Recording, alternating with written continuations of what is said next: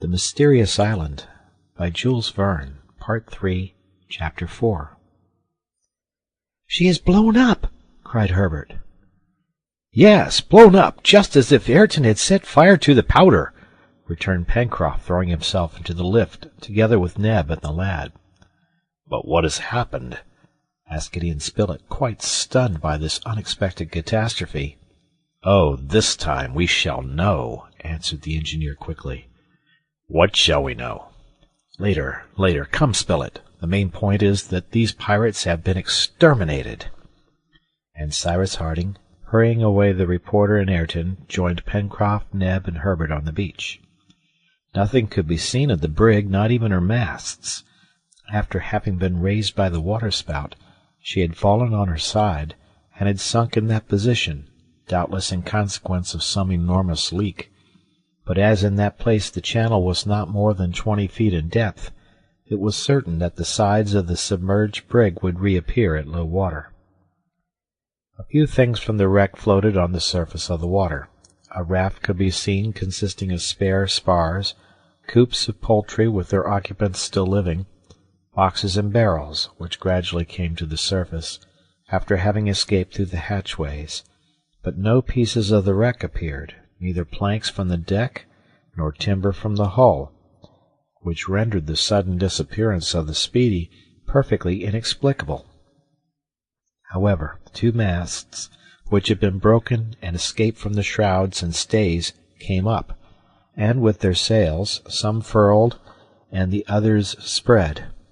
But it was not necessary to wait for the tide to bring up these riches, and Ayrton and Pencroft jumped into the boat with the intention of towing the pieces of wreck either to the beach or to the islet. But just as they were shoving off, an observation from Gideon Spilett arrested them.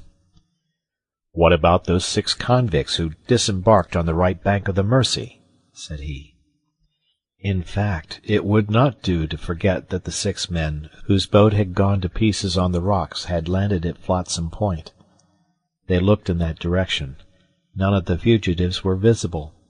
It was probable that, having seen their vessel engulfed in the channel, they had fled into the interior of the island. "We will deal with them later," said Harding. "As they are armed, they will still be dangerous, but as it is 6 against 6, the chances are equal. To the most pressing business first." Ayrton and Pencroft pulled vigorously towards the wreck. The sea was calm, and the tide very high, as there had been a new moon but 2 days before.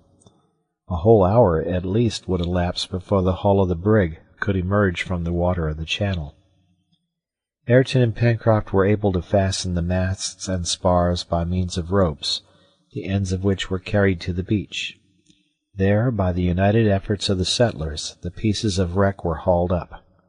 Then the boat picked up all that was floating, coops, barrels, and boxes, which were immediately carried to the Chimneys.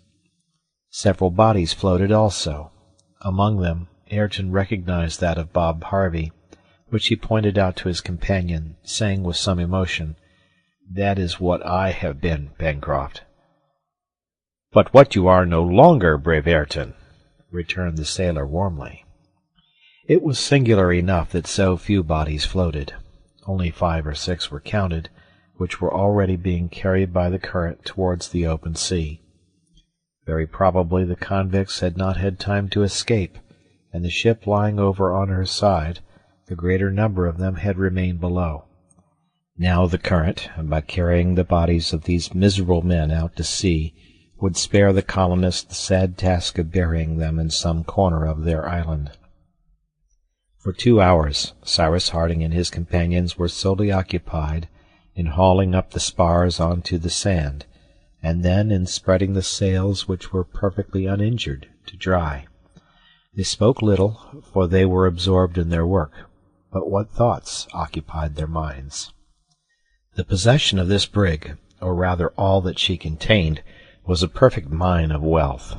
In fact, a ship is like a little world in miniature, and the stores of the colony would be increased by a large number of useful articles. It would be, on a large scale, equivalent to the chest found at Flotsam Point.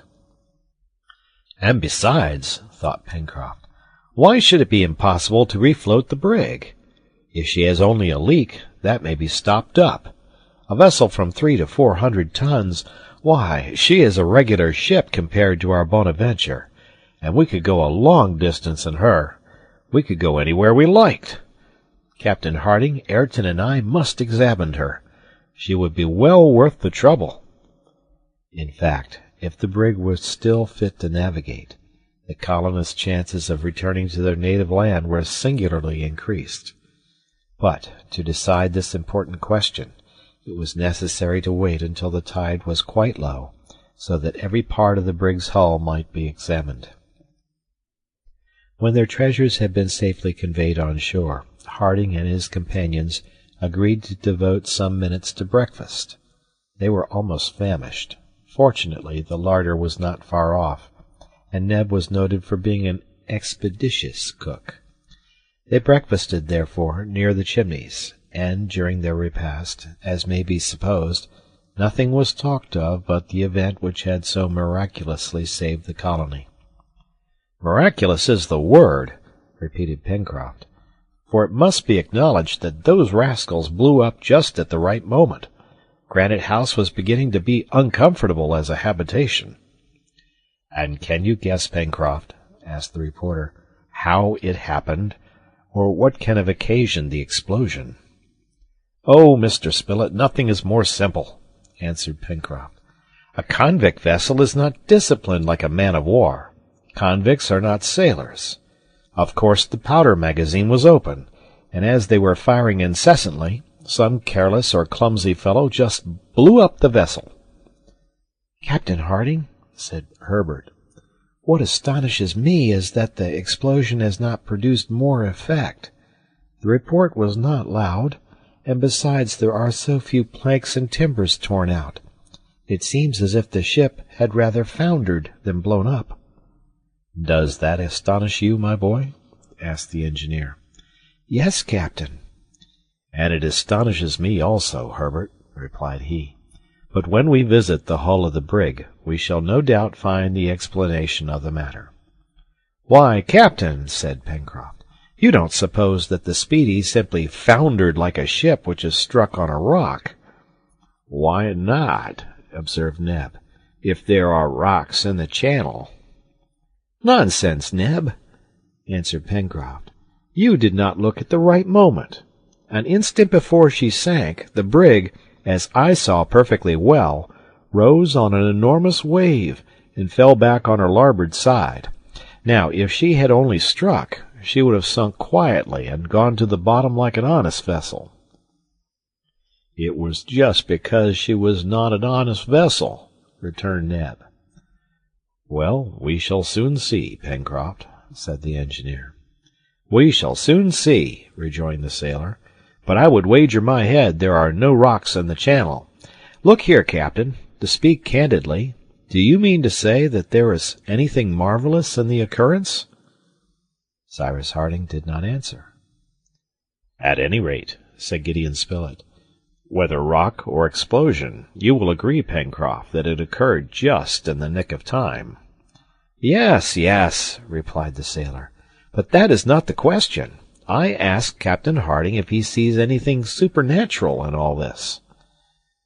"I cannot say, Pencroft," said the engineer. "That is all the answer I can make." A reply which did not satisfy Pencroft at all. He stuck to an explosion and did not wish to give it up. He would never consent to admit that in that channel, with its fine sandy bed, just like the beach, which he had often crossed at low water, there could be an unknown rock. And besides, at the time the brig foundered, it was high water. That is to say, there was enough water to carry the vessel clear over any rocks which would not be uncovered at low tide. Therefore, there could not have been a collision. Therefore, the vessel had not struck. So she had blown up. And it must be confessed that the sailor's arguments were reasonable. Towards 1:30, the colonists embarked in the boat to visit the wreck. It was to be regretted that the brig's 2 boats had not been saved, but one, as has been said, had gone to pieces at the mouth of the Mersey, and was absolutely useless. The other had disappeared when the brig went down, and had not again been seen, having doubtless been crushed. The hull of the Speedy was just beginning to issue from the water. The brig was lying right over on her side, for her masts being broken, pressed down by the weight of the ballast displaced by the shock, the keel was visible along her whole length. She had been regularly turned over by the inexplicable but frightful submarine action, which had been at the same time manifested by an enormous waterspout. The settlers rowed round the hull, and in proportion as the tide went down, they could ascertain, if not the cause which had occasioned the catastrophe, at least the effect produced. Towards the bows, on both sides of the keel, 7 or 8 feet from the beginning of the stem, the sides of the brig were frightfully torn. Over a length of at least 20 feet there opened 2 large leaks which would be impossible to stop up. Not only had the copper sheathing and the planks disappeared, reduced no doubt to powder, but also the ribs, the iron bolts, and tree-nails which united them. From the entire length of the hull to the stern the false keel had been separated with an unaccountable violence, and the keel itself, torn from the carline in several places, was split in all its length. "I've a notion," exclaimed Pencroft, "that this vessel will be difficult to get afloat again." "It will be impossible," said Ayrton. "At any rate," observed Gideon Spilett to the sailor, "the explosion, if there has been one, has produced singular effects. It has split the lower part of the hull, instead of blowing up the deck and topsides. These great rents appear rather to have been made by a rock than by the explosion of a powder magazine." "There is not a rock in the channel," answered the sailor. "I will admit anything you like, except the rock." "Let us try to penetrate into the interior of the brig," said the engineer. "Perhaps we shall then know what to think of the cause of her destruction." This was the best thing to be done, and it was agreed, besides, to take an inventory of all the treasures on board, and to arrange for their preservation. Access to the interior of the brig was now easy. The tide was still going down, and the deck was practicable. The ballast, composed of heavy masses of iron, had broken through in several places. The noise of the sea could be heard as it rushed out at the holes in the hull. Cyrus Harding and his companions, hatchets in hand, advanced along the shattered deck. Cases of all sorts encumbered it, and as they had been but a very short time in the water, their contents were perhaps uninjured. They then busied themselves in placing all this cargo in safety. The water would not return for several hours, and these hours must be employed in the most profitable way. Ayrton and Pencroft had, at the entrance made in the hull, discovered tackle, which would serve to hoist up the barrels and chests. The boat received them and transported them to the shore. They took the articles as they came, intending to sort them afterwards. At any rate, the settlers saw at once, with extreme satisfaction, that the brig possessed a very varied cargo, an assortment of all sorts of articles, utensils, manufactured goods, and tools, such as the ships which make the great coasting trade of Polynesia are usually laden with. It was probable that they would find a little of everything, and they agreed that it was exactly what was necessary for the colony of Lincoln Island. However, and Cyrus Harding observed it in silent astonishment, not only, as has been said, had the hull of the brig enormously suffered from the shock, whatever it was, that had occasioned the catastrophe, but the interior arrangements had been destroyed, especially towards the bows. Partitions and stanchions were smashed, as if some tremendous shell had burst in the interior of the brig. The colonists could easily go fore and aft, after having removed the cases as they were extricated. They were not heavy bales, which would have been difficult to remove, but simple packages, of which the stowage, besides, was no longer recognizable. The colonists then reached the stern of the brig, the part formerly surmounted by the poop. It was there that, following Ayrton's directions, they must look for the powder magazine. Cyrus Harding thought that it had not exploded, that it was possible some barrels might be saved, and that the powder, which is usually enclosed in metal coverings, might not have suffered from contact with the water. This, in fact, was just what had happened. They extricated from among a large number of shot 20 barrels, the insides of which were lined with copper.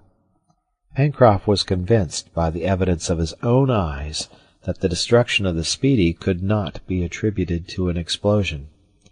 That part of the hull in which the magazine was situated was, moreover, that which had suffered least. "It may be so," said the obstinate sailor, "but as to a rock, there is not one in the channel." "Then how did it happen?" asked Herbert. "I don't know," answered Pencroft. "Captain Harding doesn't know, and nobody knows, or ever will know." Several hours had passed during these researches, and the tide began to flow. Work must be suspended for the present. There was no fear of the brig being carried away by the sea, for she was already fixed as firmly as if moored by her anchors. They could, therefore, without inconvenience, wait until the next day to resume operations. But as to the vessel herself, she was doomed, and it would be best to hasten to save the remains of her hull, as she would not be long in disappearing in the quicksands of the channel. It was now 5 o'clock in the evening. It had been a hard day's work for the men. They ate with good appetite, and, notwithstanding their fatigue, they could not resist, after dinner, their desire of inspecting the cases which composed the cargo of the Speedy. Most of them contained clothes, which, as may be believed, were well received. There was enough to clothe a whole colony, linen for everyone's use, shoes for everyone's feet. "We are too rich!" exclaimed Pencroft. "But what are we going to do with all this?" And every moment burst forth the hurrahs of the delighted sailor when he caught sight of the barrels of gunpowder, firearms, and sidearms, balls of cotton, implements of husbandry, carpenters', joiners', and blacksmiths' tools, and boxes of all kinds of seeds, not in the least injured by their short sojourn in the water. Ah, 2 years before, how these things would have been prized! And now, even though the industrious colonists had provided themselves with tools, these treasures would find their use. There was no want of space in the storerooms of Granite House, but that daytime would not allow them to stow away the whole. It would not do also to forget that the 6 survivors of the Speedy's crew had landed on the island, for they were in all probability scoundrels of the deepest dye, and it was necessary that the colonists should be on their guard against them. Although the bridges over the Mersey were raised, the convicts would not be stopped by a river or a stream, and rendered desperate, these wretches would be capable of anything.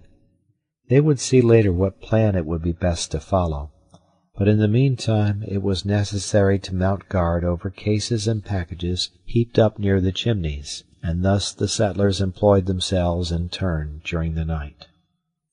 The morning came, however, without the convicts having attempted any attack. Master Jup and Top, on guard at the foot of Granite House, would have quickly given the alarm. The 3 following days, the 19th, 20th, and 21st of October, were employed in saving everything of value, or of any use whatever, either from the cargo or rigging of the brig. At low tide they overhauled the hold. At high tide they stowed away the rescued articles. A great part of the copper sheathing had been torn from the hull, which every day sank lower. But before the sand had swallowed the heavy things which had fallen through the bottom, Ayrton and Pencroft, diving to the bed of the channel, recovered the chains and anchors of the brig, the iron of her ballast, and even 4 guns, which, floated by means of empty casks, were brought to shore. It may be seen that the arsenal of the colony had gained by the wreck, as well as the storerooms of Granite House. Pencroft, always enthusiastic in his projects, already spoke of constructing a battery to command the channel and the mouth of the river. With 4 guns he engaged to prevent any fleet, however powerful it might be, from venturing into the waters of Lincoln Island. In the meantime, when nothing remained of the brig but a useless hulk, bad weather came on, which soon finished her. Cyrus Harding had intended to blow her up, so as to collect the remains on the shore, but a strong gale from the northeast and a heavy sea compelled him to economize his powder. In fact, on the night of the 23rd, the hull entirely broke up, and some of the wreck was cast up on the beach. As to the papers on board, it is useless to say that, although he carefully searched the lockers of the poop, Harding did not discover any trace of them. The pirates had evidently destroyed everything that concerned either the captain or the owners of the Speedy, and as the name of her port was not painted on her counter, there was nothing which would tell them her nationality. However, by the shape of her boats, Ayrton and Pencroft believed that the brig was of English build. A week after the catastrophe, or rather after the fortunate, though inexplicable, event to which the colony owed its preservation, nothing more could be seen of the vessel, even at low tide. The wreck had disappeared, and Granite House was enriched by nearly all it had contained.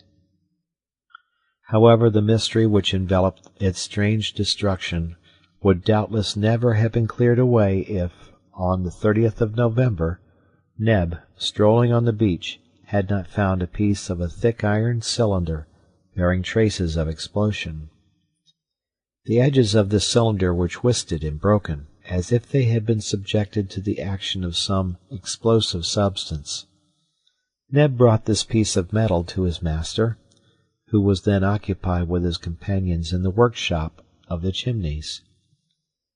Cyrus Harding examined the cylinder attentively, then, turning to Pencroft, "You persist, my friend," said he, "in maintaining that the Speedy was not lost in consequence of a collision?"